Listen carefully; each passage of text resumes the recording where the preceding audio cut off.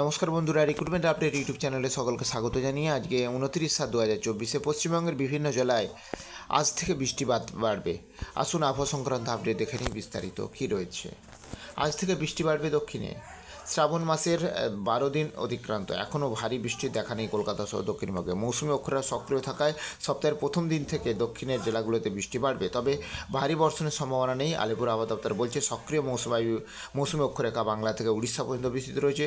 সোমবার থেকে বৃষ্টিপাত বাড়বে দক্ষিণবঙ্গে। বুধবার ও বৃহস্পতিবার বজ্রবিদ্যুৎ সহ বৃষ্টির সম্ভাবনা রয়েছে।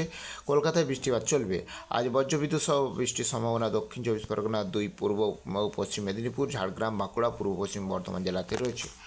মঙ্গলবার বজ্রবিদ্যুৎ সহ বৃষ্টির সম্ভাবনা বেশি থাকবে উত্তর দক্ষিণ দিনাজপুর, 24 পরগনায়, পূর্ব পশ্চিম মেদিনীপুর এবং ঝাড়গ্রাম জেলাতে। বুধবার ও বৃহস্পতিবার বৃষ্টিপাতের পরিমাণ আরও বাড়বে উত্তর দক্ষিণ 24 পরগনা, পূর্ব পশ্চিম মেদিনীপুর জেলাতে। দক্ষিণে ভারী বৃষ্টি না থাকলেও উত্তরবঙ্গের ওপর 5 জেলাতে প্রবল বর্ষণের পূর্বাভাস দিয়েছে আবহাওয়া অফিস। আজ বজ্রবিদ্যুৎ সহ বৃষ্টিপাত চলবে মালদা ও 2 দিনাজপুরেও। মঙ্গলবার থেকে বৃষ্টিপাতের পরিমাণ কমবে উত্তরবঙ্গে।